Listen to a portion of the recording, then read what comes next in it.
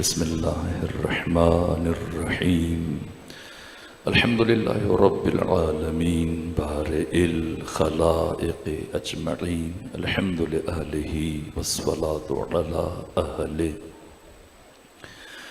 الصلاة والسلام على سيد الأنبياء والمرسلين العبد المؤيد الرسول المسدد المصطفى الأمجد الحبيب الأحمد النبي الأمي المكي المدني السراج المنير الكوكب الدري صاحب الوقار والسكينة المدفون بأرض مدينة سيدنا ونبينا وشفيع ذنوبنا وطبيب قلوبنا وحبيب نفوسنا ومولانا أبي القاسم محمد المصطفى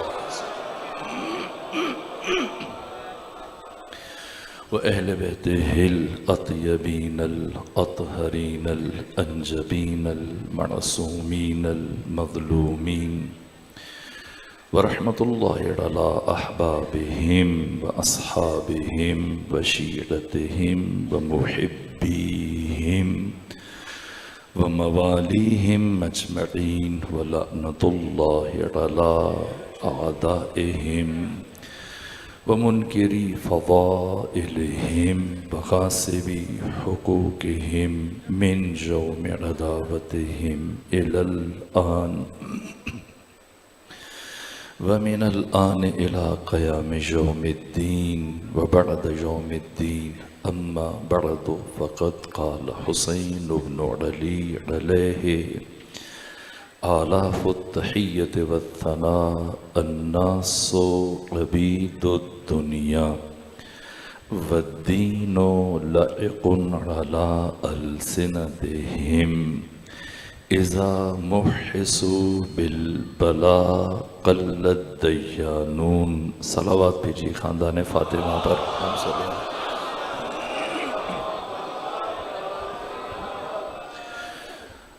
جو سلسلہ فکر یکم محرم سے شروع ہوا آج اس سلسلے کی آخری مجلس ہے اور چونکہ اختتامی نشست ہے مجھ سے خواہش بھی کی گئی اور ضروری سمجھتا ہوں کہ ہم اس مجلس میں تمام گزشتگان مومنین شہدائے اسلام شہدائے پڑا چنار حاضرین کے مرحومین گردیزی خاندان کے مرحومین مرحوم مخدوم راجو شاہ صاحب اور اپنے تمام مرحومین مومنین مومنات اور ایسے مومنین کہ اب اس دنیا میں ان کے لیے کوئی فاتحہ پڑھنے والا نہیں بچا سب کے ایصال ثواب اور درجات کی بلندی کے لیے سورہ فاتحہ اور سورہ اخلاص کی تلاوت کر لیجیے.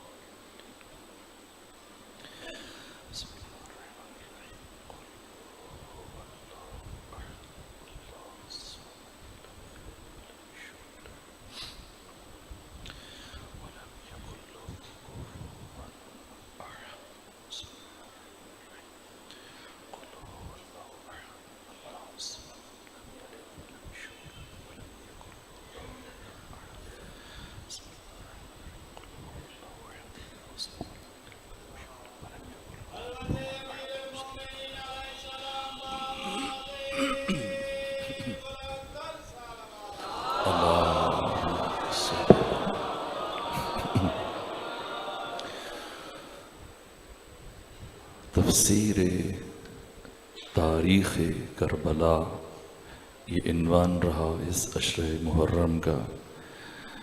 میں نے عرض کرنے کی کوشش کی کہ تاریخ کربلا کو اگر کوئی پڑھنا چاہتا ہے یا سمجھنا چاہتا ہے آج کا مسلمان اگر کسی نتیجے تک پہنچنا چاہتا ہے کوئی فرد تاریخ کا طالب علم، اسلام کی تاریخ سے دلچسپی رکھنے والا کوئی بھی فرد اگر کربلا کو پڑھنا چاہتا ہے تو کربلا کا آغاز نہ 60 ہجری سے ہوا نہ 61 ہجری سے ہوا۔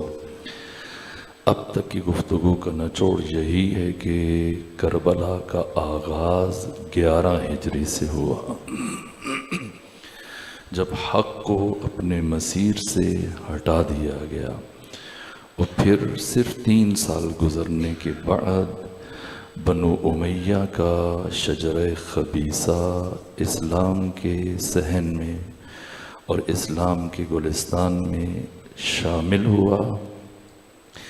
وہ بدترین کردار، ایک فرد، چاہے تو آپ ابو سفیان سے بات شروع کریں، وہ ابو سفیان کے خود طلحہ اور زبیر نے جسے منع کیا، وہ ابو سفیان آپ تاریخیں اٹھا لیجئے کہ جو خود زندگی کے آخری دن تک بتوں کا کاروبار کرتا تھا، بتوں کی تجارت کرتا تھا، وہ ابو سفیان کی جس کی موت کے وقت بھی اس کے گھر سے بت برآمد ہوئے، وہ ابو سفیان کی جس نے کبھی بھی دل سے اسلام کو قبول نہیں کیا، محض زبان سے کلمہ پڑھا، اور تمام جتنے بھی مؤرخین سب کے سب نے تحریر کیا کہ ان کا تعلق مؤلفۃ القلوب میں سے ہے، نہ انہوں نے اسلام کی حقانیت سے متاثر ہو کر کلمہ نہیں پڑھا، یہاں تک کہ قبر جناب حمزہ کی توہین کرتے تھے۔ اس کے اوپر بنو امیہ، سردار بنو امیہ اپنے پاؤں سے زد و کوب کرتے تھے اور یہ کہتے تھے کہ حمزہ اٹھو، جس نام پر، جس مقصد کے لیے، جس حکومت کے لیے تم نے ہم سے جنگیں لڑیں اور ہمارے اجداد کو قتل کیا، آج وہ حکومت اور خلافت میرے بچوں کے ہاتھ میں بازیچہ بن چکی ہے۔ اسی طرح سے پھر یہ سلسلہ ایسا نہیں، اب خود دیکھیں، یہ کبھی ان 1400 سالوں میں کسی محدث نے جرأت نہیں کی، کسی مؤرخ نے جرأت نہیں کی، کسی سیرت نگار نے جرأت نہیں کی، کسی دانشور نے جرأت نہیں کی، حتیٰ ابن تیمیہ نے جرأت نہیں کی۔ 728 ہجری میں ان کی وفات ہوئی، سخت ترین متعصب ترین عالم ہے ابن خلدون۔ کسی نے بھی، جو وہ افراد کے جو بنو امیہ کے لیے نرم گوشہ رکھتے تھے، انہوں نے وہ باتیں نہیں کی جو آج گھڑی جا رہی ہیں، جن کو آج ایک خاص فرد کو یا ایک خاص خاندان کو ابھارنے کے لیے صرف علی دشمنی میں، اہل بیت دشمنی میں سامنے لانے کی۔ نہ اب پڑھیں جناب جار اللہ زمخشری صاحب تفسیر کشاف، انہوں نے کیا لکھا، یزید بن جریر طبری نے، محمد بن یزید بن جریر طبری نے کیا لکھا، باقی مورخین نے کیا لکھا۔ خود مغیرہ اس بات کی گواہی دیتا ہے، مغیرہ وہ پہلا شخص کہ جس نے امیر شام کو یزید کی ولایت عہدی کا مشورہ دیا۔ جب امیر شام کا دل سے ٹھنڈا پڑ گیا اور چاہا کہ اسے معزول کرے، اور یہ خود جب سمجھ گیا کہ اب میری اہمیت ختم ہونے لگی ہے، میری ارزش ختم ہونے لگی اور امیر شام مجھے معزول کر دے گا، تو کہا خود سے کہ بجائے اس سے پہلے کہ امیر شام مجھ سے کہے کہ آپ عہدے سے معزول ہوئے، نہ پہلے کہا کہ اب میں بوڑھا ہو چکا ہوں، سکت نہیں کہ میں کوفے کی امارت کو چلا سکوں، یہ عہدہ نبھا سکوں، میرا عذر قبول کر لیجئے۔ تو امیر شام نے اس کا استعفیٰ قبول کر لیا، چونکہ اگر یہ خود استعفیٰ نہ دیتا تو امیر شام نے لے لینا تھا۔ یہاں سے اٹھا، باپ سے ملا، اور باپ سے ملنے کے بعد بیٹے کے پاس چلا گیا، اور بیٹے کے پاس جا کے کہا کہ ظاہر ہے امیر شام کا تو بیٹا ہے، اس کا جانشین ہے، لیکن مجھے بہت مشکل لگتا ہے کہ مسلمان تمہیں قبول کریں۔ حجاز میں، مکہ میں کسی حد تک تمہارے لیے نرم گوشہ پایا جاتا ہے، ہمدردی پائی جاتی ہے، لیکن اہل مدینہ بہت مشکل ہے کہ تمہیں قبول کریں، اور سب سے زیادہ مشکل تمہارے لیے کوفہ ہے، اس لیے کہ علی ابن ابی طالب نے 5 سال تک کوفہ میں حکومت کی ہے، اور کوفہ کو دارالخلافہ قرار دیا، اور کوفہ علی کی حکومت کا مرکز رہا۔ وہاں علی کے چاہنے والے اور علی کے بیٹوں کے، حسن و حسین کے چاہنے والے، ان کے محب بڑی تعداد میں موجود ہیں۔ اگر اہل مکہ نے تمہیں قبول کر لیا اور کسی حد تک اہل مدینہ نے بھی قبول کر لیا، تب بھی اہل عراق ہرگز تمہیں قبول نہیں کریں گے اور تمہارے خلاف اٹھ کھڑے ہوں گے، اور اہل مدینہ کی بیعت بھی تمہارے کسی کام نہیں آئے گی، اور تم اس حکومت تک نہیں پہنچ پاؤ گے جو حکومت تمہارے باپ کی ہے۔ یزید احمق، سفیہ، ابلہ، نادان، ایک جذباتی غصے سے اٹھا، اپنے باپ کے پاس گیا اور کہا میں یہ چاہتا ہوں کہ آپ مغیرہ کو حکومت دیں۔ کیوں؟ اس لیے کہ اس نے پھر اگلا مشورہ لیا مغیرہ سے، کہا کہ پھر بتاؤ میں کیا کروں، اہل عراق کو میں کیسے رام کر سکتا ہوں؟ تو اس نے جواب دیا کہ اہل عراق کو تو صرف ایک شخص رام کر سکتے اور اس کا نام مغیرہ بن شعبہ ہے، میں عراق کو تمہارے حق میں دستبردار کر سکتا ہوں۔ بیٹے کو اتنا بھڑکایا، ذہنی طور پر آمادہ و تیار کیا، اٹھا باپ کے پاس گیا اور کہا کہ آپ مغیرہ کو کیوں معزول کر رہے ہیں؟ کہا اس لیے کہ وہ بوڑھا ہو چکا۔ کہا نہ، میں چاہتا ہوں کہ آپ مغیرہ کو اپنے عہدے پر باقی رکھیں۔ کہا کیوں؟ کہا اس لیے کہ وہ میری ولایت عہدی کے لیے راستہ ہموار کر سکتا ہے، اس نے مجھ سے وعدہ کیا۔ بلایا مغیرہ کو، غصہ کیا، اگر امارت چاہتے تھے تو مجھ سے کہہ دیا ہوتا، یہ بالواسطہ میرے بیٹے کے ذریعے سے اپنی ضرورت کو کیوں ثابت کیا؟ بالآخر اس طرح سے مغیرہ، یہ مغیرہ پہلا شخص ہے جس نے مشورہ دیا، یزید کو بھی ذہنی طور پہ تیار کیا، امیر شام کو بھی۔ یہ بات اتنی بڑی تھی، یزید کا کردار۔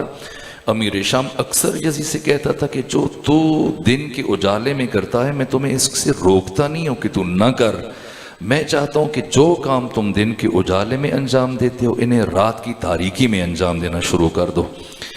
ایک ایسا ماحول، ایسا فرد، سب کو یزید کا کردار پوری اسلامی دنیا میں 3 بر اعظموں میں 9.5 کروڑ مسلمانوں میں پھیل چکا تھا۔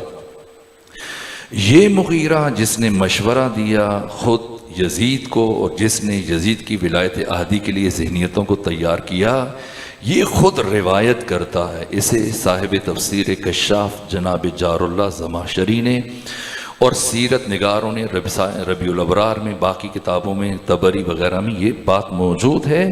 ایک دن مغیرہ بڑی پریشانی کے عالم میں گھر آیا، درحالی کہ یزید کے راستے میں جتنی کوشش مغیرہ نے کی ہے، شاید میں سمجھتا ہوں جب میں تاریخ کا تجزیہ کرتا ہوں تو زیاد سے زیادہ کردار مغیرہ نے ادا کیا، چونکہ یہ بہت بڑا سیاست مدار تھا اور اس نے اپنا وعدہ سچ کر کے دکھایا۔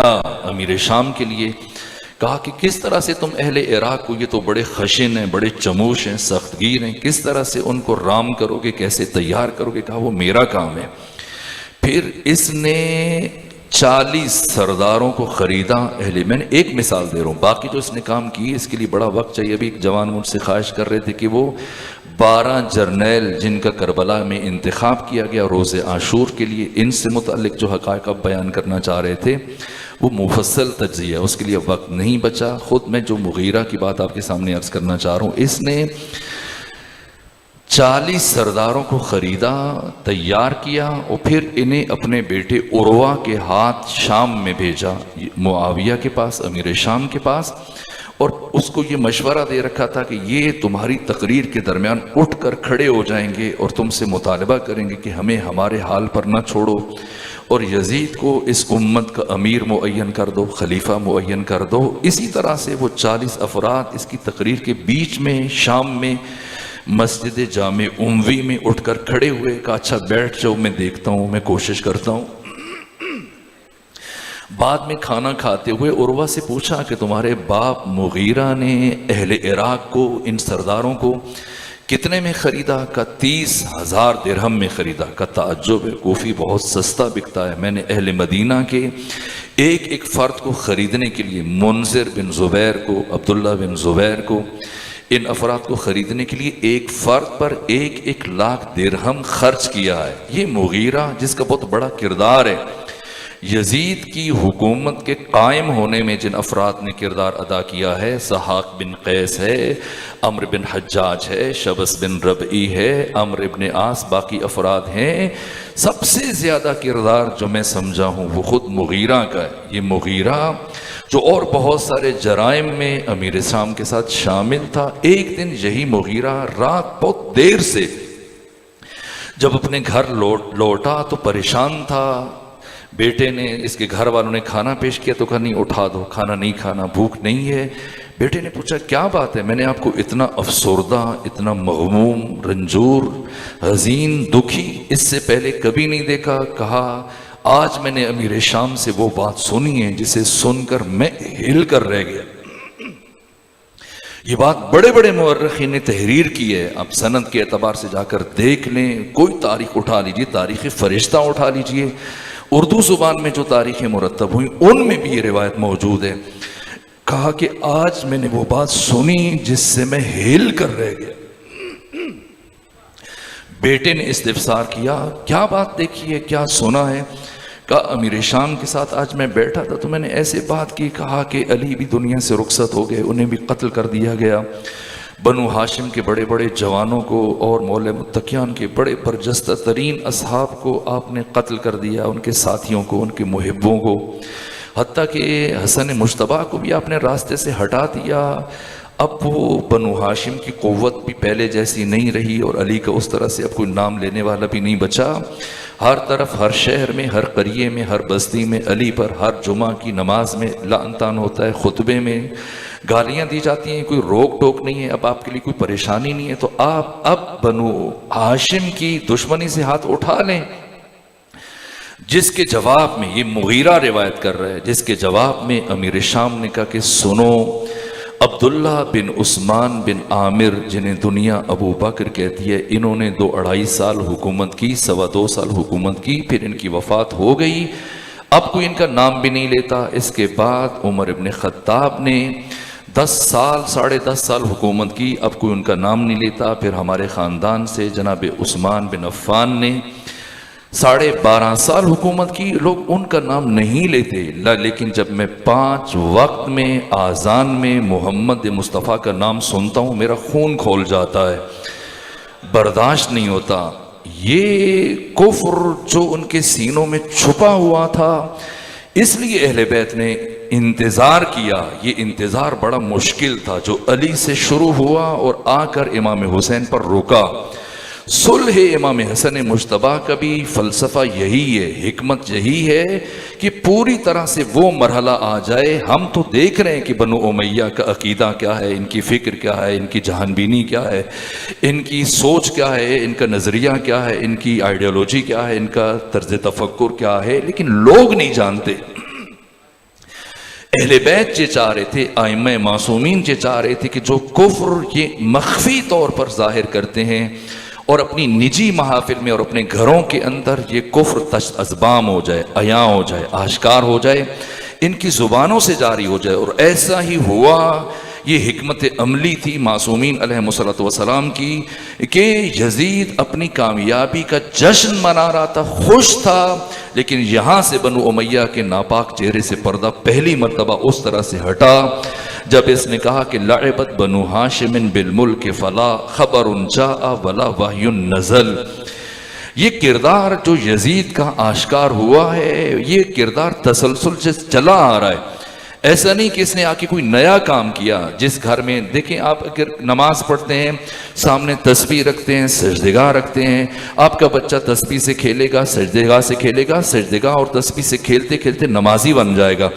اگر آپ گھر میں نعوذ باللہ کوئی اگر شطرنج کھیلتا ہے, اس طرح کی چیزیں, وہ ان سے کھیلتے کھیلتے وہ بھی اسی شعبے کو اختیار کر لے گا. گھر میں جو انجام پاتا ہے, بچہ سن کر اثر قبول نہیں کرتا, بچہ دیکھ کر اثر قبول کرتا ہے. یزید کے اچھے کردار کی کس سے توقع کی جائے؟ کبھی کیکر کے درخت کے اوپر آپ نے دیکھا ہے کہ آم اگ آئے؟ نہ. یزید جیسا نابکار کیسے خاندان میں آئے گا؟ کس خاندان میں, کس ماحول میں اس کی پرورش پائی ہے؟ یہ خود بجائے خود یہ مرحلہ. اس لیے میرے عزیزو, گفتگو اختتام پذیر ہوئی, چونکہ تاخیر سے بات شروع ہو رہی ہے اور یہ میں ہر روز کوشش کرتا تھا کہ کسی حد تک ہم زیادہ باتیں آپ کی خدمت میں عرض کریں. نتائج سب چیزیں تشنا رہ گئیں, لیکن آخری بات یہی کہ پاکستان میں اگر آپ نے اہل تشیع نے, زندگی کا نہیں معلوم کہ کب تک زندہ ہیں, کب تک یہ زندگی کی ڈور چل رہی ہے, اگر جس دن آپ نے پاکستان کی سرزمین میں, چونکہ بار بار کوشش کی جاتی رہی, اب ان دنوں میں بھی یہ بل سینٹ تک پہنچ گیا ہے, ایوان بالا تک اب منظور کروانے کی کوشش کی جا رہی ہے, کہ جس دن آپ نے پاکستان کی سرزمین پر بنو امیہ کے وجود کو تسلیم کر لیا, یہ پاکستان میں تشیع کی اجتماعی خودکشی کا دن ہوگا. بنو امیہ کو تسلیم کرنے کا مطلب ہے اسلام کو اسلام سے منہا کر دینا. اسلام کو اسلام میں سے نکال دینا. دو سے دو کو نکالیں پیچھے کیا بچتا ہے؟ کچھ نہیں بچتا ہے. اگر بنو امیہ کو اسلام میں آپ نے قبول کر لیا جس دن، اس کا مطلب ہے آپ نے اسلام میں سے اسلام کو منہا کر دیا. پھر آپ کو اسلام سے ہاتھ اٹھانا پڑے گا. باقی ہر بات پہ کمپرومائز ہو سکتا ہے، ممکن ہے. انسان مصلحت سے کام لیتا ہے، سکوت سے کام لیتا ہے، باقی تقاضوں کو مد نظر رکھ کر. لیکن نہ، اس بات کو کبھی گوارا نہ کیجیے گا، اس بات کو کبھی تحمل نہ کیجیے گا. یہ آپ کا اصولی موقف ہے، اور اس کے لیے آپ اپنی کسی کتاب کی آپ کو سرے سے ضرورت نہیں. جو میں نے کل آپ کی خدمت میں بات کی ہے، حدیث کی کتابیں، تاریخ کی کتابیں، سیرت کی کتابیں، جو سواد اعظم اور جمہور کی بڑی بڑی برجستہ ترین شخصیتوں نے لکھی، امام شمس الدین ذہبی نے، ابن حجر اسقلانی نے، ابن جریر طبری نے. اس سے پہلے چلے، سب سے پہلی کتاب جسے قرآن کے بعد سب سے معتبر مانا جاتا ہے، صحیح بخاری، جسے جمع کرنے والے امام اسماعیل بخاری ہیں. جا کے دیکھیں، امام اسماعیل بخاری نے باقی صحابہ کے فضائل کے الگ الگ باب قائم کیے. جب امیر شام کی باری آئی، اب اٹھا کے دیکھیں، جو اردو ترجمہ ہے اس کو اٹھا کے دیکھ لیں. یہ نہیں کہا فضائل کی کوئی بات نہیں کی، باقی علی کی بات کی ہے، دیگر صحابہ کا باب قائم کیا، ہر ایک میں باب فضائل لکھا. جب امیر شام کی بات آئی تو لکھا باب ذکر معاویہ. یعنی امام بخاری کو بھی امیر شام کی شان میں، فضیلت میں کوئی حدیث نہیں ملی. اگر ہوتی، مل جاتی، لکھ دیتے. نہ کوئی صحیح و سند حدیث وجود نہیں رکھتی. بنو امیہ سے متعلق نہ کوئی حدیث ہے، نہ ان کا کوئی شرف ہے. ہم کبھی کسی بھی وجہ سے اس مملکت کو، جس کا نام پاکستان ہے، یہ تب تک پاک ہے جب تک بنو امیہ اس میں شامل نہ ہو. اگر ہم نے بنو امیہ کو شامل کر دیا، پھر یہ پاک نہیں رہے گا، پھر یہ پاکستان نہیں رہے گا. یہ پاکستان جس کی بنیاد لا الہ الا اللہ ہے، اور لا الہ الا اللہ کی بنیاد حسین ابن علی ہے. حقہ کے بنا لا الہ است حسین. اور جب پاکستان بنا تو یہی نعرہ لگا. پاکستان کا مطلب کیا؟ لا الہ الا اللہ. البتہ یہ نعرہ غلط ہے مفہومی اعتبار سے، ایسے نہیں نعرہ بننا چاہیے تھا، اس لیے کہ پاکستان کا مطلب لا الہ الا اللہ نہیں ہے. چونکہ اگر پاکستان کا مطلب لا الہ الا اللہ ہے تو پھر لا الہ الا اللہ کا مطلب پاکستان ہے. تو اگر آپ لا الہ الا اللہ کہہ کے مسلمان ہو سکتے ہیں تو پھر پاکستان کہہ بھی مسلمان ہو سکتے ہیں. نہ، پاکستان کا مطلب لا الہ الا اللہ نہیں ہے، پاکستان کا مقصد لا الہ الا اللہ ہے. اس لیے بنا یہ تاکہ لا الہ الا اللہ کی کلمہ توحید کی سربلندی ہو. اور کلمہ توحید کی سربلندی لا الہ الا اللہ ختم ہو گیا، محو ہو گیا، نابود ہو گیا. توحید مٹ گئی. اس دن ختم ہو گئی توحید جس دن یزید ابن معاویہ ابن ابو سفیان پر سر اقتدار ہے. یہ بات مرحوم اقبال نے لکھی. کہا حسین کون ہے؟ کہا نقش الا اللہ بر صحرا نوشت. یہ مصور پاکستان مرحوم اقبال نے کہا نقش الا اللہ بر صحرا نوشت. حسین کون ہے؟ وہ حسین وہ ہے جس نے دوبارہ آ کر اثر نو لا الہ الا اللہ کو کربلا کی سرزمین پر نقش کیا. لا الہ الا اللہ ختم ہو چکا تھا. امام حسین نے مدینہ میں فرمایا تھا مروان کے سامنے، جب یزید جیسا چرواہا امت کا نگہبان بن جائے تو پھر وہ علی الاسلام السلام، اسلام پر فاتحہ پڑھ دو. یعنی اسلام مر گیا، ختم ہو گیا. دوبارہ سے اسلام کو جس نے زندہ کیا، کہاں زندہ کیا؟ یہ اقبال نے کہا نقش الا اللہ بر صحرا نوشت، صدر عنوان نجات ما نوشت. ان کے زیر تیغ گوید لا الہ، ان کے از خونش بے روید لا الہ. وہ آج کل ہمارا بھی بس اوقات بعض ہمارے افراد اس طرح کی گستاخی کر جاتے ہیں، یا اس طرح کا تصورات، ایسی باتیں نقل کرنا کہ سید الشہداء کی آخری نماز خون میں تھی اس لیے قبول نہ ہوئی. نہ، خاکم بدہن اس طرح کی بات زبان سے ادا کرنا یہ کفر کے مترادف ہے. پڑھیں اقبال کا کیا عقیدہ ہے. جناب سید الشہداء سے متعلق کہا کہ نقش الا اللہ بر صحرا نوشت، سطر عنوان نجات ما نوشت، ان کے زیر تیغ گوید لا الہ. وہ حسین کے جو تلوار کی دھار کے نیچے لا الہ الا اللہ کہہ رہا تھا، اور ذکر لا الہ الا اللہ حسین کے لبوں سے جاری تھا. تلوار چل رہی تھی گردن پر، اور زبان سے، حسین کی زبان سے ذکر لا الہ الا اللہ جاری تھا. اور اس ہاتھ میں جو خون حسین کی رگے گردن سے گر رہا تھا خاک کربلا پر، اس خون سے کیا ہو رہا تھا؟ یہ اقبال نے تصور دیا. یہ مصور پاکستان کا کہ نقش الا اللہ بر صحرا نوشت سطر عنوان نجات ما نوشت ان کے زیر تیغ گوید لا الہ ان کے از خونش بیروید لا الہ، وہ حسین کے جس کے خون کے ایک ایک قطرے سے لا الہ الا اللہ اثر نو پھوٹ رہا تھا، پھر سے ظہور کر رہا تھا، پھر سے پیدا ہو رہا تھا، یعنی لا الہ الا اللہ توحید محو ہو گئی تھی، ختم ہو گئی تھی۔ بنو امیہ کا یہ سفر نزولی 50 سالوں میں یہاں تک منتج ہوا کہ لا الہ الا اللہ توحید اسلام نابود ہو گیا، ختم ہو گیا۔ حسین ابن علی وہ ہستی کے اثر نو کربلا کو پھر سے توحید کو زندہ کیا، پھر سے لا الہ الا اللہ میں روح پھونکی، پھر سے اسلام میں دوبارہ سے جسد رہ گیا تھا، روح ختم ہو چکی تھی، حسین نے کربلا میں دوبارہ آ کر اسلام میں روح پھونکی۔ نقش اللہ بر صحرا نوشت سطر عنوان نجات ما نوشت ان کے زیر تیغ گوید لا الہ ان کے از خونش بے روید لا الہ ان کے بخشت بے یقینارا یقین۔ جہاں صحابی اور تابعی خدا پر شک کرنا شروع ہو گئے تھے، لوگوں کا یقین خدا سے ختم ہو گیا تھا، حسین وہ تھا جس نے کربلا میں آ کر پھر بے یقینوں کو یقین عطا کر دیا۔ ان کے بخشت بے یقینارا یقین ان کے لرزت السجود او زمین، وہ حسین کے جو روز عاشور کربلا کی سرزمین کے چپے چپے پر سجدہ کر رہے تھے۔ امام حسین جب کسی لاش کی کوئی آواز دیتا تھا، کوئی شہید، اور اس سے پہلے کہ زین فرس پر سوار ہوں اس شہید کی لاش کو اٹھانے کے لیے، اس کی نصرت کے لیے پہلے سجدہ کرتے، پھر گھوڑے پر سوار ہوتے۔ جب پہنچتے مقتل میں، پڑھے مقتل نگاروں نے کیا لکھا، لاش بعد میں اٹھاتے، پہلے سجدہ کرتے۔ علی اکبر کی لاش پہ سجدہ کیا، قاسم کی لاش پہ سجدہ کیا، مسلم ابن اوسجہ کی لاش پر سجدہ کیا، زہیر ابن قین کی لاش پر سجدہ کیا، عابس ابن شبیب شاکری کی لاش پر سجدہ کیا، حجاج بن مسروق کی لاش پر سجدہ کیا، عبداللہ سعید بن عبداللہ حنفی، ہر صحابی کی لاش پر روز عاشور جب جب زخم لگتا تھا حسین سجدہ کرتے تھے، جب جب مصیبت آتی تھی حسین سجدہ کرتے تھے، اس لیے کہ کربلا میں حسین کعبہ عشق کی تعمیر کر رہے تھے۔ یہ کیوں کہا اقبال نے کہ بیاں سر شہادت کی اگر تفسیر ہو جائے، مسلمانوں کا قبلہ روزہ شبیر ہو جائے۔ حسین ابن علی نے راز کیا ہے یہ اقبال بیان کر رہے ہیں، کیوں روز عاشور چپے چپے پر حسین سجدہ کر رہے ہیں، ہر زخم پر، ہر مصیبت پر، ہر مرحلے پر حسین روز عاشور ہزاروں سجدے کیے خاک کربلا پر، کبھی ایک مقام پر، کبھی دوسرے مقام پر، کبھی تیسرے مقام پر۔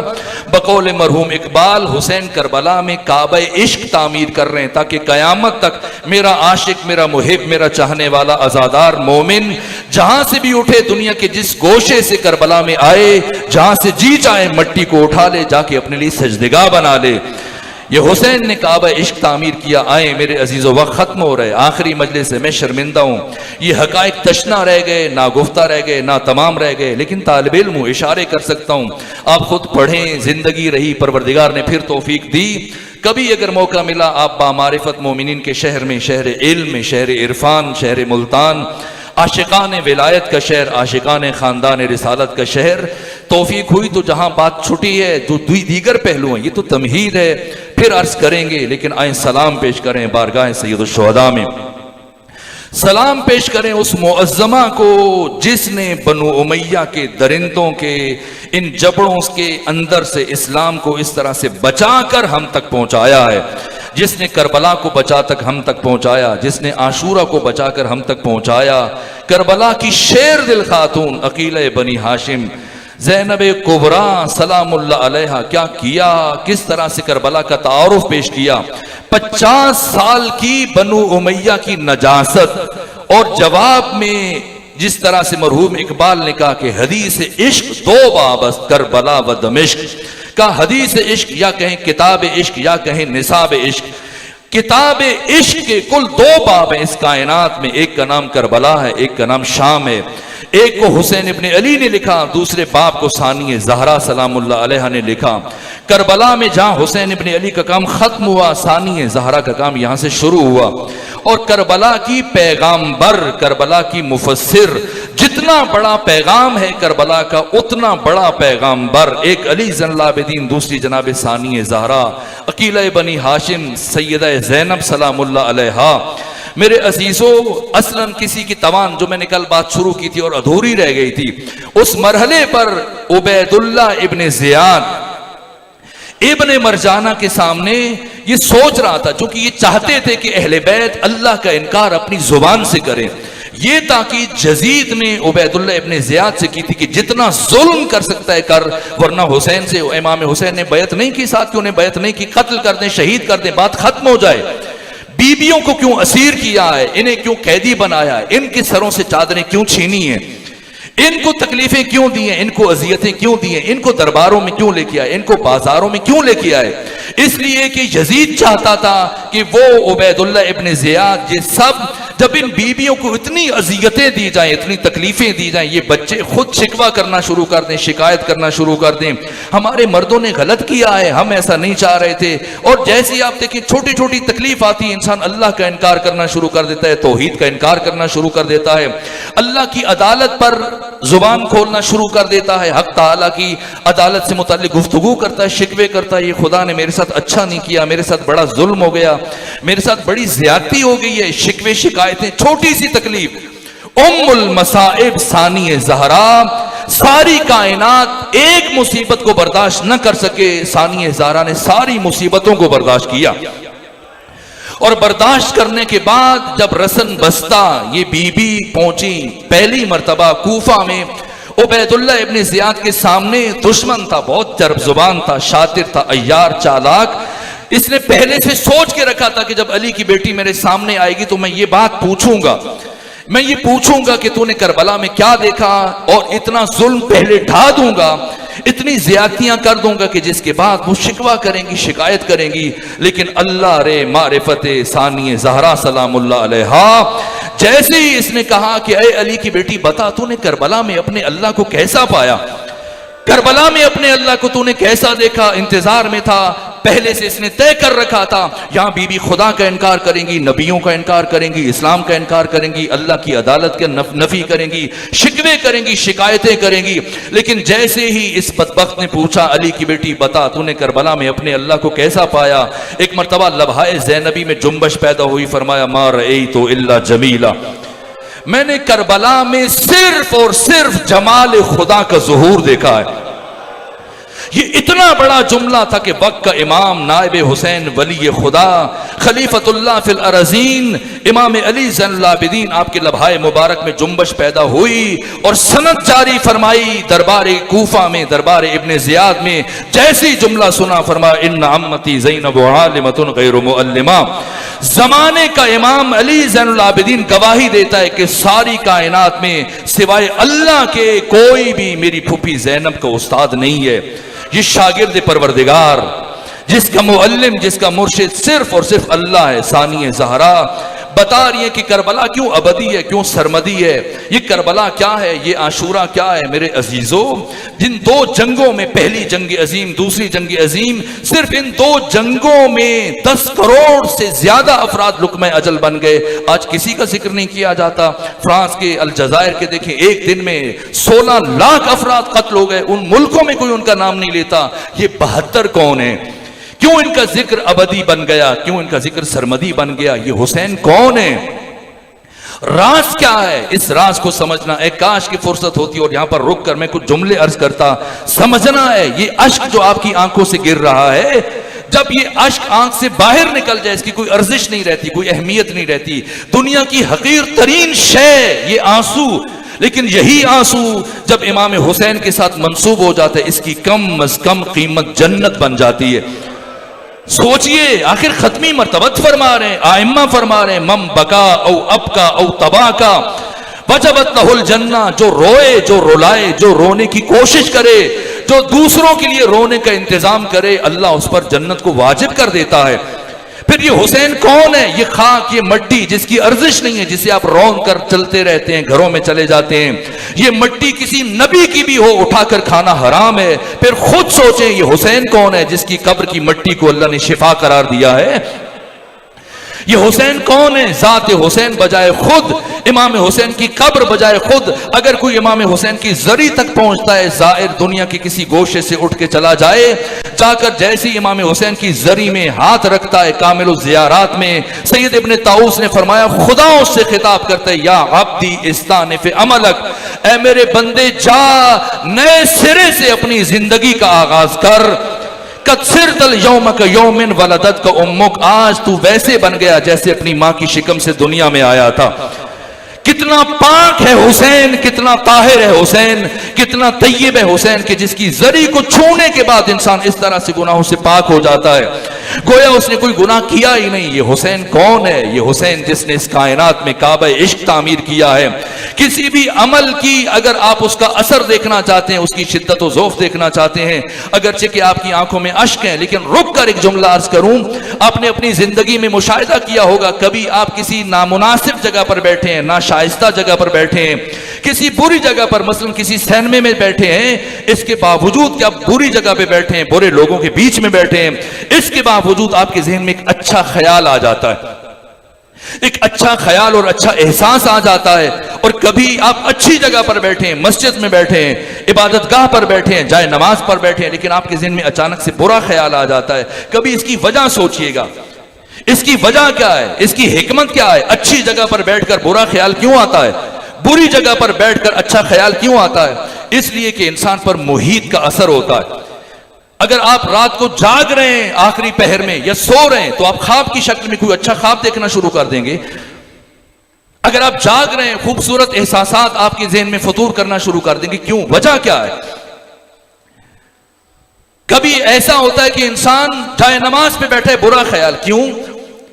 اس لیے کہ اس کے محیط میں، اس کے اطراف میں، اس کے قریب تر ساتھ کسی گھر میں کوئی شخص گناہ میں مصروف ہے، اور دوران گناہ جب اس کے وجود سے پسینہ خارج ہوتا ہے، اس کی سانسیں ہوا میں تحلیل ہوتی ہیں، اور اس ہوا میں تحلیل ہو کر جب یہ ہوا اس فرد تک پہنچتی ہے جس میں یہ دوسرا شخص سانس لے رہا ہوتا ہے، اور یہ سانس اس کے وجود میں جب جاتی ہے، اس کے درون کے اندر جاتی ہے، تو پھر جب یہ پسینہ بخارات کی شکل میں تحلیل ہو کر تقسیم ہو جاتا ہے، فضا میں منتشر ہوتا ہے. اس فضا میں جب کوئی دوسرا سانس لیتا ہے، چاہے نماز پہ بیٹھا ہو، اس کا اثر یہ ہوتا ہے کہ اس کے ذہن میں برے خیالات آنا شروع ہو جاتے ہیں. عمل اس کا اثر ہوتا ہے، اچھا ہو یا برا. اور اگر قریب میں کوئی تہجد میں مصروف ہے، عبادت میں مصروف ہے، قرآن مجید کی تلاوت میں مصروف ہے، اور انسان بری جگہ پر بیٹھا ہے، لیکن اس کے عمل کی شدت اثر انداز ہوتی ہے کہ وہاں سے وہ اثر ظاہر ہوتا ہے، اور آ کر یہ انسان جو بری جگہ پر بیٹھا ہے اس کے ذہن میں اچھے خیالات شروع ہو جاتے ہیں جب اس فضا میں، اس ہوا میں سانس لیتا ہے. اب سمجھیں کربلا کیا ہے، اور کربلا میں اس ایک دن میں کیا ہوا ہے. تاریخ انسانی میں، تاریخ عالم میں، تاریخ آدم میں، تاریخ خاتم میں، تاریخ بشر میں، تاریخ انسانیت میں پہلی اور آخری مرتبہ ان چند گھنٹوں میں صبح عاشور سے لے کر عصر عاشور تک مسلسل جمال خدا کا ظہور ہوتا رہا ہے. نہ کبھی اس سے پہلے یوں ہوا، نہ قیامت تک ایسے ہوگا. اتنی روحانیت تھی، اس عمل کی شدت اب زمان و مکان پر محیط ہو گئی، اور زمان و مکان، ہر زمان اور ہر مکان اس کا زیر اثر چلا گیا. اس لیے جب نام حسین بلند ہوتا ہے آنکھوں سے اشک جاری ہو جاتے ہیں. کیا ربط ہے؟ یہ تفسیر ثانی زہرا نے فرمائی. آئیں شکریہ پیش کریں اس بی بی کا، آج آخری مجلس ہے، قل کی مجلس ہے، جس بی بی نے کربلا کو ہم تک پہنچایا، جس نے حسین اور حسینیت کو بچا کر ہم تک پہنچایا. ثانی زہرا، ہم عزاداروں کا سلام قبول کریں.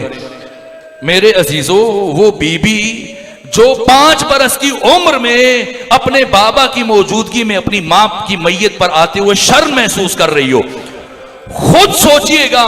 سب سے شہادت حسین سے 1000 گنا زیادہ مشکل مرحلہ وہ تھا جب شمر ابن ذوالجوشن اپنے ساتھیوں کے ہمراہ ثانی زہرا کی چادر لوٹنے کے لیے آگے بڑھا تھا. میرا سلام ہو ان بیبیوں پر، ان کنیزوں پر. ایک مرتبہ جناب سید الشہداء کی ازواج، باقی خواتین، کنیزیں، سب نے آپ کے گرد حالہ ڈالا تھا. باقی بیبیوں کی چادریں ایک ایک کر کے لٹنا شروع ہو گئی تھی، لیکن سب سیسا پلائی ہوئی دیوار بن گئی تھی، اور سب یہ سوچ رہی تھی دشمن سب کی چادریں چھین لے گا لیکن ثانی زہرا کی چادر نہیں چھینے گا. لیکن کیا ہوا کہ دشمن وہاں تک پہنچا، اور ایک مرتبہ جب شمر ابن ذوالجوشن نے کہا اے علی کی بیٹی اپنے سر سے چادر اتار کے میرے سپرد کر دو، ثانی زہرا نے فرمایا مر جاؤں گی کبھی قیامت تک چادر سر سے نہیں اتاروں گی. اس نے کہا علی کی بیٹی اگر تم نہیں اتارو گی میں خود اتاروں گا. فرمایا نہ. اس شقی نے چادر کو کھینچنا شروع کیا. 56 برس کی ضعیفہ نے چادر کو اتنی مضبوطی سے پکڑا ہوا تھا، یہاں تک کہ شمر کامیاب نہ ہو سکا. پھر اس شقی نے آگے بڑھ کر دائیں بائیں دیکھا، ایک پتھر زمین پر پڑا تھا. اس نے پتھر اٹھا کر پوری قوت سے ثانی زہرا کی پیشانی پر مارا. بی بی کی پیشانی خون آلود ہوئی, چادر چھنی. میرے عزیزو آؤ شکریہ ادا کریں, اس لیے چادر پیش کی تاکہ اسلام ناب محمدی ہم تک پہنچ جائے, یہ ناموس بشر زندہ رہ جائے. پھر شام غریباں گزر گئی, پھر 11 کا دن آیا, تاریخ انسانی کا مشکل ترین دن 11 محرم کا. چونکہ وقت ختم ہو رہا ہے, میں نے آج 12 کے دن کی 2 باتیں کرنی ہیں, لیکن 11 کے دن کیا ہوا میرے عزیزو, کتنا مشکل تھا لاش کو چھوڑنا, لاش حسین کو چھوڑنا. میں بیان نہیں کر سکتا, بڑی روایتیں میرے مد نظر ہیں, وقت کی تنگی کے باعث سب کو چھوڑ رہا ہوں. میرے عزیزو آپ کے گھر سے جب کوئی میت اٹھتا ہے کتنا اہتمام کرتے ہیں. سب سے پہلے آپ ایک چارپائی لے کے آتے ہیں, ایسی چیز جس پر میت کو اٹھائیں, اس کے اوپر کپڑا بچھاتے ہیں, پھر میت کو رکھتے ہیں, اس کے اوپر پھر چادر ڈال دیتے ہیں. حسین ابن علی کربلا کی گرم ریت پر آپ کا جسم پڑا ہے, اور جسم پر کفن موجود نہیں ہے, پتھروں کا ڈھیر ہے. بیویاں پہنچی ہیں, کتنی مشکل سے سوار ہوئی نہیں بتا سکتا, لیکن پتھروں کے ڈھیر کے پاس پہنچی. بیویوں نے خود کو اونٹ کی بلندی سے زمین پر گرایا, اور دشمنوں نے تازیانے برسانا شروع کیے. اور جب تک بیویوں کی پوچھ خون سے سرخ نہیں ہو گئی اور کربلا کی زمین خون سے رنگین نہیں ہو گئی, تب تک بیویاں نہیں اٹھی. یہاں ایک مشکل مرحلہ تھا, وہ مرحلہ جب جناب سید سجاد کے چہرے پر موت کی زردی چھا گئی تھی. قریب تھا کہ روح سید سجاد آپ کے جسد سے نکل جائے. اتنا مشکل مرحلہ تھا. اپنے بابا کو اس حال میں دیکھ کے بیٹا رخصت ہو, ثانی زہرا نے اس موقع پر ایک مرتبہ اپنے بھتیجے کو بچایا. بس مشکل مرحلہ, یہاں تک کہ یہ سفر شروع ہوا, کوفے میں داخل ہوا. شہر کوفہ کے دروازے پر کیا ہوا, یہاں تک کہ آج 12 محرم کا دن ظہر کے وقت یہی کاروان مسجد حنانہ میں داخل ہوا. مسجد حنانہ میں سر امام حسین کو رکھا گیا, سپاہی باہر کھڑے ہوئے, بیبیاں کچھ لمحوں کے لیے بیٹھی, لیکن منظر اتنا دردناک تھا, اس لیے کہ بیبیوں کے سامنے تاکید تھی. شمر نے کیا کہہ رکھا تھا, کہا کہ جناب علی اکبر کا سر جناب ام لیلہ کے سامنے رکھا جائے, اور قاسم کا سر ام فروا کے سامنے رکھا جائے, اور علی اصغر کا سر ام رباب کے سامنے رکھا جائے. اور سنیں گے کیا ہوا. جس ناکا پر علی کی بیٹی سوار تھی, جناب عباس کے سر کو گھوڑے کی گردن سے نکال کر اس ناکا میں آویزاں کر دیا گیا. اور مسجد حنانہ میں جب ان بیبیوں نے کہا کہ کچھ دیر کے لیے ان سروں کو ہمارے پاس دے دو, تو قاتل کیا کر رہے تھے, وہ روایت جو میں نے کبھی نہیں پڑھی, لیکن میں حج دمو اور باقی مقتل کی کتابوں کے جملے ہیں. جیسی بیویوں نے خواہش کی کہ کچھ دیر کے لیے ان سروں کو ہمارے سپورٹ کرو, اب دشمنوں نے ان سروں سے کھیلنا شروع کیا. کبھی علی اکبر کا سر فضا میں اچھالا جاتا ہے, پھر زمین پر گرتا ہے, ایک ولد زنا آگے بڑھ کے پھر سے اٹھاتا ہے.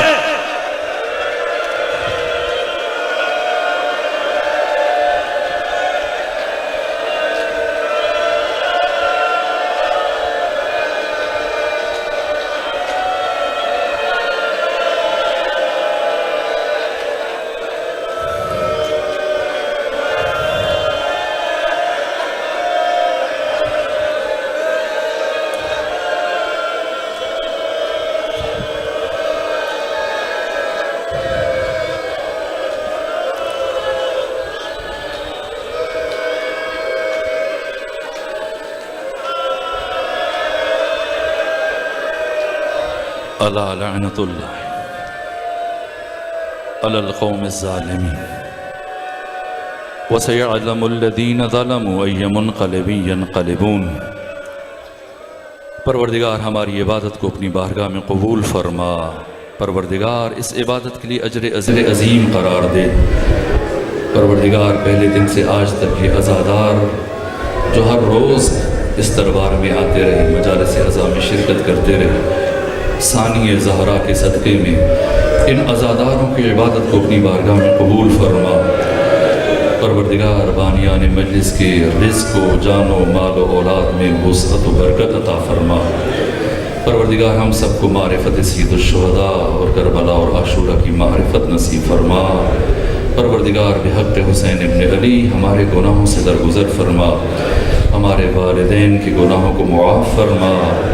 پروردگار ہم سب کو نعمت تقوی عطا فرما۔ ہمارے دلوں کو اپنی معرفت کے نور سے منور فرما۔ ہمارے دلوں کو اپنی ولایت کے نور سے منور فرما۔ پروردگار مومنین اپنے گھروں سے چلے صف عزا تک پہنچے، اپنے دل میں جو حاجت لے کے آئے، جو دعا لے کے آئے، تمام حاجات کو پورا فرما، تمام دعاؤں کو مستجاب فرما۔ پروردگار تمام حاضرین پر اپنی رحمت نازل فرما۔ پروردگار ہمیں توفیق دے کہ ہم اسی طرح سے سید الشہداء کی اس عزاداری کے سفر کو جاری و ساری رکھ سکیں۔ آئندہ سالوں میں ہمیں توفیق دے۔ تمام حاضرین کو صحت و سلامتی کے ساتھ طول عمر عطا فرما۔ پروردگار ہم سب کو معرفت حسین اور عشق حسین نصیب فرما۔ جملہ آخر میں تمام مومنین سے التماس ہے کہ جملہ مومنین مومنات شہداء اسلام سب کی ارواح طیبہ کے لیے، اپنے مرحومین کے لیے، گردیزی خاندان کے مرحومین کے لیے، مختوم راجو شاہ مرحوم کے لیے ایک مرتبہ پھر سورہ فاتحہ اور سورہ اخلاص کی تلاوت کریں۔